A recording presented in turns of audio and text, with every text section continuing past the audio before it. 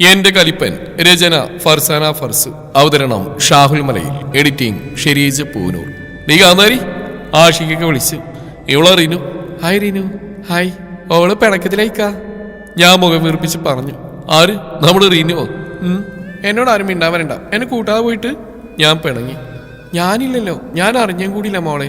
ഈ റയ്യാനയാ. ആരും പറഞ്ഞു. എന്നോടൊന്നും പറയണ്ട മോളെ. സോറിഡി. ഇത്ത മനഃപൂർവ്വം അങ്ങനെ ചെയ്യുമെന്ന് തോന്നുന്നുണ്ടോ? ഇത്ത ചോദിച്ചു. ഇത്തൊന്നും മിണ്ടണ്ട. ഇത്തക്കറിയില്ലേ ഞാൻ പൊതി അന്വേഷിച്ചു പോയതാണെന്ന്. ഒരു പൊതി, എന്നിട്ടോ എനിക്കൊന്നും കിട്ടിയതുമില്ല. ആരും ചിരിച്ചു. ചിരിച്ചിരിച്ചോ? എല്ലാവരും ബിരിയാണി ഏറ്റിയല്ലേ? അപ്പൊ ബിരിയാണി ഇട്ടത് സങ്കടമാണോ നിനക്ക്? ഉഫ്, ഒന്ന് പോയി തരുമോ? അയ്യോ ഇത്താടെ മോളെ, നിന്നെ പൊതിയെടുക്കാൻ പറഞ്ഞയച്ചു. പിന്നെ ഐഷ അത് കൊണ്ടുവന്ന് തന്നു. ഞങ്ങൾ കരുതി നീ കൊടുത്തയച്ചാണെന്ന്. പിന്നെ നിന്നെ അന്വേഷിച്ച് ആര് കുറേ നടന്നു. പിന്നെ ഞങ്ങൾ കരുതി എളാപ്പാൻ്റെ കൂടെ പോയിട്ടുണ്ടാവുന്നു. അവിടെ എത്തിയപ്പോഴാണ് അറിഞ്ഞ്. ഞങ്ങൾ ഒരുങ്ങുമ്പോഴേക്കും ഇവിടെ നിന്ന് ഒരുക്ക്. ഇത്ത പറഞ്ഞു. ആഷിഖാന്റെ പെണ്ണിന്റെ പേര് ഉസ്ന എന്നാണ്. ഞാൻ അവളെ കൊണ്ടുപോയി ഒരുക്കി. ഒരു വയലറ്റ് നിറത്തിലുള്ള ഫ്രോക്കാണ് നൈറ്റ് ഫംഗ്ഷൻ അവൾക്കുള്ളത്. ഞാൻ അവളെ ഒരുക്കി. അതിനോടൊപ്പം അവളോട് കമ്പനിയായി. റിനു, നിനക്ക് ഒരുക്കാനൊക്കെ അറിയാലോ. ഞാനിപ്പോ കുറച്ച് സുന്ദരിയായി, അവൾ പറഞ്ഞു. ഇത്ത ആദ്യം സുന്ദരിയാണല്ലോ. ഇത്താൻ ഒരുക്കിയതിനു ശേഷം ഞാനും മേക്കപ്പ് ചെയ്തു. അയ്യോ എന്റെ പൊന്നറിയ, മേക്കപ്പ് കൂടി ചെയ്ത് ഞങ്ങളുടെ വില കളയരുത്. അല്ലെങ്കിലേ ചെക്കന്മാർ മുഴുവൻ നിന്റെ പിന്നാലെയാ. സുബി കളിയാക്കി. എനിക്കിപ്പോഴും ഞങ്ങളോട് ദേഷ്യമാണോ? എനിക്കാരോടും ദേഷ്യമൊന്നുമില്ല. ഞാനില്ലാത്ത യാത്ര നിങ്ങൾക്ക് സുഖമായിട്ടുണ്ടാവും അല്ലേ? എൻ്റെ പൊന്നു റിയാജ്, അങ്ങനെയൊന്നും പറയല്ലേ. യാത്ര പക്ക ബോറായിരുന്നടി. ശരിക്കും മരണച്ചടങ്ങിന് പോകുന്ന പോലെ. ചുമ്മാ നിങ്ങളൊക്കെ അടിച്ചു വിളിച്ചിട്ടുണ്ടാവും. വേണേ നിന്റെ ഉമ്മീനോട് ചോദിക്ക്. നിന്റെ യാത്ര എങ്ങനെ ഉണ്ടായിരുന്നു? അവൾ ചോദിച്ചു. അതൊക്കെയുണ്ട് മോളെ. പറ. വലിയ കഥയാ, പിന്നെ പറയാം. ഇപ്പൊ പറ പ്ലീസ്. നോ മോളെ നോ. ഓ ജാട. അതെടി ജാടയാ. ഞാൻ ചുറ്റും നോക്കി. സാറെവിടെ? കാണാനില്ലല്ലോ. ഡി, ഞാൻ ആരെയാ നോക്കുന്നേ? സാറിനെയാടി, ഇവിടെ ഉണ്ടായിരുന്നല്ലോ. ആ ബസ് വന്നു, എല്ലാരും കയറിക്കോളി. ആ ബസ്സിലാണ് ഓഡിറ്റോറിയത്തിലേക്ക് പോകുന്നത്. നിനക്കിപ്പോ ബൈക്കേ പറ്റുള്ളൂന്നുണ്ടോ? അതെ, സാറുണ്ടെങ്കിൽ കൂടെ പോവായിരുന്നു. അതാ നല്ലത്. ഓഹോ, അങ്ങനെയൊക്കെ ആയോ? യാ ആയി. അല്ല മക്കളെ, എത്ര ചെക്കന്മാർ വായി നോക്കി നിങ്ങള്? ഞങ്ങളോ? ആ നിങ്ങൾ തന്നെ. ഞങ്ങൾ അങ്ങനെയൊക്കെ ചെയ്യോ? അച്ഛടാ, എനിക്ക് നിങ്ങൾ അറിയാത്താണല്ലോ. രണ്ടോ? അത്രേ ഉള്ളൂ? നീലല്ലോ? അല്ല. പ്രപ്പോസൽ വന്നോ? വീട്ടിൽ നിന്ന് വന്ന ഒരുക്കായിരുന്നല്ലോ രണ്ടും. അനുവിന് വന്നു. ആഹാ, എന്നിട്ട് കാര്യമായിട്ടൊന്നുമില്ല. നീ മിണ്ടല്ലേ ചാരു, നീ പറ. ഞങ്ങൾ രണ്ടാളും ഇങ്ങനെ തേരാപാരം നടക്കുകയായിരുന്നേ. നീലാതെ ചടപ്പും. എല്ലാവരും ഉസ്നെത്താനും ഒരിക്കുന്ന തിരക്കിലായിരുന്നു. അപ്പോൾ ഒരു ചെറുപ്പക്കാരൻ ഞങ്ങളുടെ അടുത്തേക്ക് വന്നു. ഹായ്, നിങ്ങൾ ചെക്കൻ്റെ ആൾക്കാരാണോ? ചെക്കൻ്റെ ആരാ? ഞാൻ പെങ്ങള്, ഇവള് കസിൻ. പിന്നെ അയാൾ ഓരോന്ന് ചോദിക്കാൻ തുടങ്ങി. അപ്പോഴേ ഞങ്ങൾക്ക് അസുഖം പിടികിട്ടി. പക്ഷെ ആരെയാണ് നോക്കുന്നത് മനസ്സിലായില്ല. പിന്നെ ഭക്ഷണം കഴിക്കുമ്പോഴൊക്കെ ഞങ്ങൾ തന്നെ നോക്കി നിൽക്കുക. പോകാൻ നേരത്തെ അയാൾ അനുവിൻ്റെ ഒരു പേപ്പർ എടുത്തു. അനു അത് വാങ്ങിയില്ല. ഷോ, വാങ്ങിക്കൂടായിരുന്നു അനു. അതിനുള്ളിൽ എന്തായിരിക്കും? എനിക്കിതൊക്കെ മിസ്സായി. ഞാൻ സങ്കടപ്പെട്ടു. അതിനയാളുടെ ഫോൺ നമ്പർ മാത്രമേ ഉള്ളൂ. അത് വാങ്ങിക്കൂടായിരുന്നോ? നമുക്ക് ചാറ്റ് ചെയ്യായിരുന്നല്ലോ. നീ നിന്റെ സാറിനോട് ചാറ്റ് ചെയ്താൽ മതി. നമ്മളൊന്നുമില്ലേ. ബസ് വന്നു, കയറാൻ നോക്ക്. വാ, നമുക്ക് പോവാം. പൊളിക്കാം. 10 മിനിറ്റിൽ അവിടെ എത്തും. കയറുന്ന താമസമേ ഉള്ളൂ. വാ കയറ്. നിന്റെ സാറിനോ നോക്കണേ. ആ എന്നാലും എവിടെ പോയി? ഇപ്പോൾ സാറിനെ പറ്റൂ. നിങ്ങൾ കൂട്ടാ പോയപ്പോ അയാളിൽ നിന്നെ കൊണ്ടുപോയത്. എന്നിട്ട് അയാൾക്ക് വഴിയെറ്റിയില്ലേ? നിങ്ങൾ തല്ലൂടാ കയറുന്നുണ്ടോ ശാലു? റിനു, ഫൈറ്റ് സീനൊന്നും ഞാൻ വീട്ടിൽ പറഞ്ഞിരുന്നില്ല. പിന്നെ അത് മതിയാവുമല്ലോ. വഴിയെറ്റിയാണെന്നാണ് പറഞ്ഞ് സാറ് പറയേണ്ടെന്ന് പറഞ്ഞിരുന്നു. അങ്ങനെ ബസ്സിൽ കയറി. ജസ്റ്റ് ഒന്ന് സംസാരിച്ചപ്പോഴേക്കും അവിടെ എത്തി. വലിയ ഓഡിറ്റോറിയമാണ്. അത്യാവശ്യം എല്ലാ സൗകര്യമുണ്ട്. 5 മണിക്ക് സ്റ്റാർട്ട് ചെയ്യും. ഓപ്പണിംഗ് ഗ്രൂപ്പും ഗാനമേളയും എല്ലാം ഉണ്ട്. പിന്നെ ഒരു സർപ്രൈസ് എന്താണെന്നല്ലേ പറയാം. ഡി, എന്താ അറിയിച്ചു? പാവം, നിനക്ക് കല്യാണ പെണ്ണിന്റെ വീട്ടിലേക്ക് വരാൻ പറ്റില്ലല്ലോ. അതിനെന്താ? അവിടെ എന്തൊക്കെയായിരുന്നു അറിയോ? പല ഐസ്ക്രീമും സ്ട്രോബെറി, പിന്നെ പുഡിങ്, ജ്യൂസ്. ഞാൻ പറഞ്ഞപ്പോൾ എന്റെ വായിൽ വെള്ളം മുറി. വിട്ടുകൊടുക്കാൻ പറ്റില്ലല്ലോ. അതൊക്കെ ഇവിടെ ഉണ്ടല്ലോ. പിന്നെ സാറ് എനിക്ക് ജ്യൂസ് ഐസ്ക്രീം ഒക്കെ വാങ്ങി തന്നു. ഓ പിന്നെ പോകുന്നതാണ്. ഞാൻ ചിരിച്ചു. പുറകോട്ട് തിരിഞ്ഞപ്പോൾ സാർ എന്നെ തന്നെ നോക്കി നിൽക്കുന്നു. സാറ് പിങ്ക് കളർ ഷർട്ടും കസവും കൊണ്ടുമാണ്. എന്തായ നേരത്തിൽ ഞാൻ പുരികം പൊക്കി കാണിച്ചു. ഒന്നുമില്ലെന്ന് സാറ് വാങ്ങി കാണിച്ചെന്റെ അടുത്തേക്ക് വന്നു. അല്ല, നീ കുറച്ച് സൗന്ദര്യം വെച്ചോ? മേക്കപ്പ് ആണല്ലേ? മേക്കപ്പ് ഒന്നുമല്ല, നാച്ചുറലാ. ആണോ? എടി പൊട്ടി, നിന്നെ ആ മഴയത്ത് നനഞ്ഞു കണ്ടല്ലേ? കുറച്ചല്ലേ ഇട്ടുള്ളൂ. സത്യം പറയട്ടെ, മേക്കപ്പ് ഒരു ഒളിച്ചോട്ടാ. ഒളിച്ചോട്ടോ? ആ, യാഥാർത്ഥ്യം മറക്കാനുള്ള ഒരു തന്ത്രം. എനിക്ക് മേക്കപ്പ് ഇന്നലെ ഇഷ്ടമല്ല. ഓഹോ, നിനക്ക് മേക്കപ്പ് ചെയ്യാതെയാണല്ലോ കൂടുതൽ ഭംഗി. ശരിക്കും? ആടി. ഞാൻ പിന്നെ അവിടെ നിന്നില്ല. വാഷുകളിൽ പോയി മുഖം നന്നായി കഴുകി. ഡി, നീ എന്തിനാ ചെയ്യുന്നേ? മേക്കപ്പ് കളയുവാ? അതെന്തേ? ചെക്കന്മാര് നോക്കണമെന്നൊക്കെ പറഞ്ഞിട്ട്. ചെക്കന്മാരെന്നെ നാച്ചുറലായിട്ട് കണ്ടോട്ടെ. നിനക്ക് വട്ടാ. അനു നീ ഇവിടെ നിൽക്കുകയാണോ? നിന്റെ കാക്കാന്റെ കല്യാണമല്ലേ, എന്നിട്ട് നീ ഇവിടെ വന്ന് നിൽക്കണോ? പിന്നെ ഞാൻ ചാടി കളിക്കണോ? വേണേ ചാടിക്കോ. റീനു, നിന്റെ സാറും പിങ്ക് ഷർട്ടുകൾ ഇട്ടിട്ടുള്ളത് നിങ്ങൾ ഒപ്പിച്ചെടുത്താണോ? അതിന് ഞാനും ആലോചിച്ച് സാറെങ്ങനെയാ? അയ്യോടി കുട്ടിയുടെ പൂതി പോടി, ആ ഡ്രസ് കോഡാവും. ആഷിഖിന്റെ ഫ്രണ്ട്സിലും അങ്ങനെ തന്നെയാ വിട്ടത്. സത്യം പറയറിഞ്ഞു, നിനക്കിപ്പോൾ കുറച്ച് ഇളക്കം കൂടിയിട്ടുണ്ടല്ലോ. നമ്മൾ ഉസ്നത്താൻ്റെ വീട്ടിലേക്ക് പോകുമ്പോൾ പ്രശ്നമൊന്നുമില്ലായിരുന്നു. പിന്നെ നീയും സാറൊപ്പം പോയതിനു ശേഷം എന്തോ ഉണ്ട്, നീ പറയാ നിന്നെ വിടൂല. പിന്നെ ഞാനെല്ലാം പറഞ്ഞു. അല്ലെങ്കിലും ഓരോട് പറയാൻ കരുതിയതാ. ആഹാ, അങ്ങനെയൊക്കെ നടന്നു. കൊള്ളാലോ സാറ്, അവർക്ക് അങ്ങനെ തന്നെ വേണം. ദ്രോഹി. അഫ്സലിക്ക് കുറച്ചു നേരം വൈകിയിരുന്നെങ്കിൽ ആലോചിക്കാനേ വയ്യ. ശരിയാ മോളെ, നിനക്ക് ഭാഗ്യമുണ്ട്, നല്ല സാറാ. അല്ല, എന്നിട്ട് നിങ്ങൾ തമ്മിൽ പ്രശ്നം സോൾവ് ആയില്ലേ? പിന്നില്ലാതെ ഞങ്ങൾ ഫ്രണ്ട്സായി. ഫ്രണ്ട്സ് മാത്രോ അതോ? പൊടി, അങ്ങനെയൊന്നുമില്ല. അയ്യോ സത്യം പറ, ചെറിയ ഇഷ്ടം തോന്നിയില്ലേ? ചെറുതായിട്ട്. വരട്ടെ മോളെ, അങ്ങനെ പ്രണയൊന്നുമില്ല, എന്തോ ചെറിയൊരു ഇഷ്ടം. ഓ, കൗതുകമായിരിക്കില്ലേ?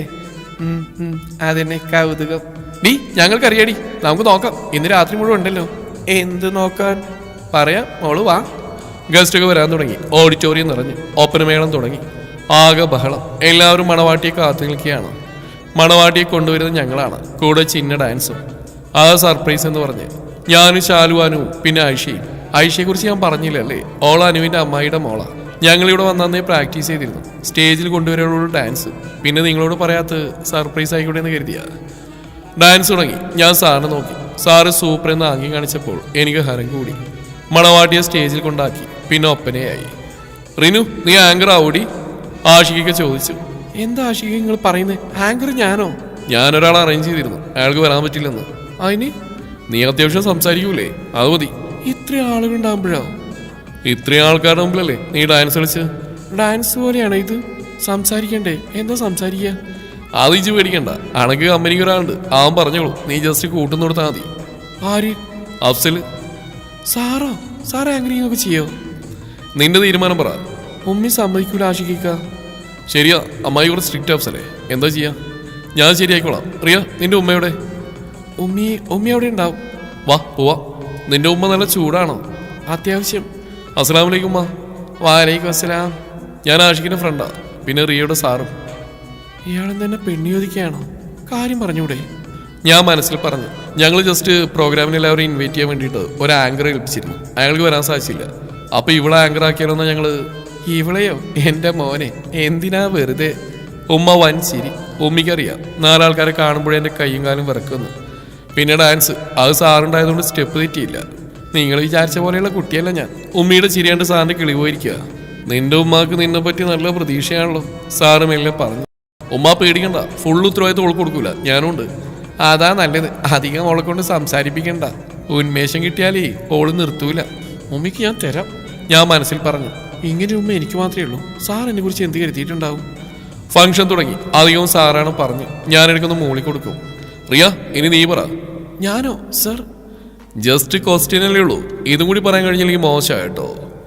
എങ്ങനെ തുടങ്ങുന്നൊരു എത്തും പിടിയുമില്ല. എത്ര സംസാരിക്കുന്ന ആൾക്കാരാണെങ്കിലും കുറെ ആൾക്കാരുടെ മുമ്പിൽ പറയാനുള്ള ധൈര്യം ഉണ്ടാവില്ല. എനിക്ക് ഒട്ടുമില്ലാത്ത സംഗതിയാണ്. സാറ് ഫുൾ കോൺഫിഡൻസ് തന്നു. ഡിയേഴ്സ്, നമ്മൾ നവദമ്പതികൾക്കൊരു പണിയെടുത്താലോ? ഞാൻ മൈക്കിലൂടെ ചോദിച്ചു. അയ്യോ പേടിക്കണ്ട, കുഞ്ഞു കുഞ്ഞു ക്വസ്റ്റ്യൻസ്, തെറ്റിയാൽ പണിഷ്മെന്റ്. പണിഷ്മെന്റോ? അതെ, നിങ്ങൾ റെഡിയാണോ? നിങ്ങൾക്കും ചോദിക്കാനുള്ള അവസരമുണ്ട്. ചോദിക്കട്ടെ. ഫസ്റ്റ് മിസ്സിസ് ആഷിഖിനോടാണ്. ആഷിഖിന്റെ ഫേവറേറ്റ് ഫുഡ്? കുഴിമന്തി. നെക്സ്റ്റ്, ഇതയുടെ ഫേവറേറ്റ് കളർ? പിങ്ക്. അങ്ങനെ കുറെ ക്വസ്റ്റ്യൻസ് ചോദിച്ചു. അവർക്ക് കുറെ പണിഷ്മെന്റ് കൊടുത്തു. ചെക്കന്മാരുടെ ഭാഗം കുറച്ച് പണിയുണ്ടായിരുന്നു. അതിന്റെ ക്ഷീണത്തിലാണ് ആഷിഖ് ഹുസ്നെത്തിയും ഞാൻ മെല്ലെ അവിടുന്ന് മുങ്ങി. ഫുഡ് ടൈം ആയി. ഞങ്ങൾ ഫുഡ് കഴിക്കുന്നതിനിടയിൽ അനു പറഞ്ഞു, എന്റെ പൊന്നറിയ, നിനക്ക് കിട്ടുന്നേയില്ലല്ലോ, നീ ആങ്കർ ആവുകയായിരുന്നില്ലേ? ഞാൻ ഹാപ്പിയാ മോളെ. എങ്ങനെയുണ്ടായിരുന്നു പെർഫോമൻസ്? ഉഷാറായിട്ടുണ്ട്. ഞാനല്ലേ? എന്നിട്ട് കെമിസ്ട്രി വർക്കൗട്ടായോ? കെമിസ്ട്രിയോ? ആ, നീയും സാറും. നീയല്ലേ പ്രണയം കണ്ടെത്താന്നൊക്കെ പറഞ്ഞേ? എവിടെ? എനിക്ക് തോന്നിയൊന്നുമില്ല. നമ്മുടെ പ്രണയം കാണുമ്പോഴേ നമ്മുടെ ഹൃദയം ഇടിച്ചുകൊണ്ടിരിക്കും. ഇടി എന്ന് പറഞ്ഞാൽ ഭയങ്കര ഇടി. കണ്ണു വിടക്കും. നമ്മുടെ ചുറ്റും തണുത്ത വലയുണ്ടാവും. നിനക്കിതൊക്കെ എങ്ങനെ അറിയാം? എനിക്കറിയുന്നില്ല, വെറുതെ പറഞ്ഞൊപ്പിച്ച. അയ്യേ ദാരിദ്ര്യം, മിണ്ടാതിരി, ഞാൻ കണ്ടുപിടിച്ചോളാം എൻ്റെ പ്രണയം. ഫുഡ് കഴിച്ചിറങ്ങി. പിന്നെ ഒരു ഭാഗത്തിരുന്നു. അവരെന്നെ സ്റ്റേജിലേക്ക് വിട്ടില്ല. എനിക്ക് പോകണമെന്നൊക്കെ ഉണ്ടായിരുന്നു. പിന്നെ ഞങ്ങൾ ബടായി പറഞ്ഞ് വായി നോക്കിയിരുന്നു. ആഷിഖ് ഹുസ്നത്തെയും കേക്ക് മുറിച്ചു. പിന്നെ ചെക്കന്മാരുടെ അടാറ് ഡാൻസും. സാറുണ്ടായിരുന്നു കൂട്ടത്തില്. ഗാനമേള തുടങ്ങി. എല്ലാവരും ചാടി കളിക്കുകയാണ്. നമുക്ക് ചാടി കളിക്കാം, അവന് പറഞ്ഞു. റിയ, ഇതൊക്കെ വട്ടാണോ? മിണ്ടായിരുന്നേ, ശാലു പറഞ്ഞു. ഞാൻ മെല്ലെ അവിടുന്ന് എസ്കേപ്പായി. ഞാനൊരു ചുമരും ചാരി ഡാൻസ് കണ്ട് നിന്നു. ഒച്ച ഉണ്ടാക്കല്ലേ, ഞാനാ. സാറായിരുന്നു അത്. പേടിച്ചു പോയി. പേടിച്ചോ? നോട്ടെ. സാറിന്റെ അടുത്തേക്ക് വന്നു. എന്റെ ഹൃദയം ഇടിക്കാൻ തുടങ്ങി. ബാഗിലേക്ക് പോകാൻ ക്യാപ്പില്ല. സാറ് കൈകൾ ചുമരിൽ വെച്ച് എന്നെ ലോക്കാക്കി. ഇയാളിത് എന്ത് ചെയ്യുക? മുഖം അടുത്തേക്ക് കൊണ്ടുവന്നു. എന്റെ മേനിയാകെ വിയർത്തു. ഇപ്പൊ പേടിയുണ്ടോ? സാർ. സാറിന്റെ അടുത്ത് മാറി. നിന്റെ ആങ്കറിങ് നന്നായിരുന്നു കേട്ടോ. ഇത്രക്കൊന്നും ഞാൻ പ്രതീക്ഷിച്ചില്ല. ഭാവിയുണ്ട് സാറിന്. ശരിയെന്നാ. സാറ് പോകുന്ന നോക്കിയാൽ നിന്നു. പരിപാടി കഴിഞ്ഞ് വീട്ടിലെത്തിയപ്പോഴേക്കും 12 മണി കഴിഞ്ഞിരുന്നു. അനുവും ഷാനും പിണ്ട് കണ്ടപ്പോഴേക്കും ശവങ്ങളായി. എനിക്കാണെങ്കിൽ ഉറക്കം വന്നില്ല. തിരിഞ്ഞു മറിഞ്ഞും കിടന്നു. ഉറക്കം വരാത്തതുകൊണ്ട് തന്നെ ഞാൻ അനുവിന്റെ ഫോൺ എടുത്തു. പിന്നെ ഫോട്ടോസൊക്കെ നോക്കി. വാട്സാപ്പിൽ സ്റ്റാറ്റസ് നോക്കി. ഫുൾ കല്യാണ ഫോട്ടോസാണ്. പെട്ടെന്നാണ് നമ്മുടെ സാറിന്റെ സ്റ്റാറ്റസ് കണ്ടത്. സാറങ്ങനെ കുറേയൊന്നും വെച്ചിട്ടില്ല. 4 പിക്സ് മാത്രം. ഞാനത് കുറേ നോക്കി നിന്നു. സാർ ഓൺലൈനിലുണ്ടോ എന്ന് നോക്കാം. കോണ്ടാക്ട് ലിസ്റ്റിൽ സാറിനെ നോക്കിയെടുത്തു. ഓൺലൈൻ. മെസ്സേജ് അയച്ചാലോ? അയക്കാം.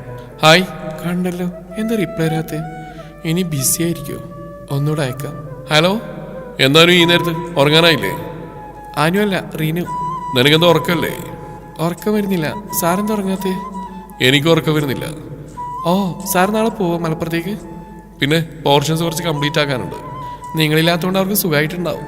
അതെന്താ അത്രയ്ക്ക് ബോറാണ് എൻ്റെ ക്ലാസ്? അങ്ങനെയല്ല, സാർ നല്ല സ്ട്രിക്റ്റ് അല്ലേ? പിന്നെ ആവണ്ടേ? നിങ്ങളൊക്കെ നന്നാക്കണ്ടേ? കുറച്ച് ഓവറാ. കുറക്കാം. നീ നാളെ പോകൂലേ? പോകണം. എപ്പോഴാ പോകുന്നേ?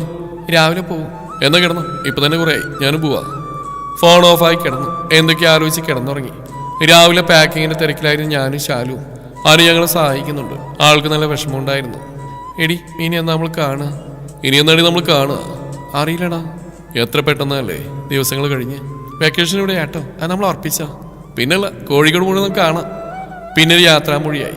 വിരുന്ന് വിളിക്കുമ്പോൾ വരണം കേട്ടോ. ഉച്ചയായപ്പോഴേക്കും ഞങ്ങൾ മലപ്പുറത്തെത്തി. 5-6 ദിവസം വീട് കൂട്ടിയുകൊണ്ട് വീട് മുഴുവൻ പൊടിയും മാറാലയുമായിരുന്നു. ഇത്തയും ഉമ്മയും ക്ലീനിങ് തുടങ്ങി. ഇവർക്ക് യാതൊരു യാത്രാക്ഷീണമില്ലേ റബ്ബേ. ഇവിടെ വല്ലാതെ നിൽക്കണ്ട. എവിടുന്നാ വിളി വരികയെന്നറിയില്ല. ഞാൻ മുങ്ങാൻ തുടങ്ങിയതും. റീനു, ഇവിടെ വന്നേ. എന്താ ഉമ്മി? നീ ഇവിടുത്തെ മാറാലേക്കും തട്ടിക്ക്. ഉമ്മി, എനിക്ക് വയ്യ ഉമ്മി, ഞാനൊന്ന് കിടക്കട്ടെ. അയ്യോ, ഉമ്മീൻ്റെ കുട്ടിക്ക് വയ്യ. എന്നാ ഞാൻ ചായ എടുക്കട്ടെ? വേണമെന്നില്ല. ഉമ്മ നിർബന്ധിക്കുകയാണെങ്കിൽ ഒരു ഗ്ലാസ് പാൽ ചായ. മര്യാദയ്ക്ക് കോല് പിടിക്കടി. വീട് മുഴുവൻ പൊടി, എന്നിട്ട് അവിടെ ഒരു കിടത്തം. ഇവിടെ മുഴുവൻ തട്ട്. അപ്പൊ ചായ? ഉമ്മാന്റെ നോട്ടത്തിൽ പിന്നെ ഒന്നും ചോദിക്കാൻ പോയില്ല. നല്ല കലിപ്പാണ്. എന്തിനാ വെറുതെ? റീനു, നിനക്ക് വയ്യാത്തൊന്നുമില്ല. മടിച്ചി പെണ്ണെ. റീച്ചു കളിയാക്കി. പോടാ മടിച്ചി, പോടാ മടിച്ചി. അതിന് വീട് ക്ലീനിങ് കഴിഞ്ഞപ്പോഴേക്കും രാത്രിയായി. ശരിക്കും നടുപൊടിഞ്ഞ് ഫുഡ് കഴിച്ച് കിടന്നു. സ്കൂളിൽ പോകാൻ ഭയങ്കര എക്സൈറ്റ്മെന്റ് ആയിരുന്നു. സാറും ഞാൻ ഫ്രണ്ട്ഷിപ്പായല്ലോ. തുടരും ഈ കഥയുടെ ബാക്കി ഭാഗം നാളെ ഇതേ സമയം.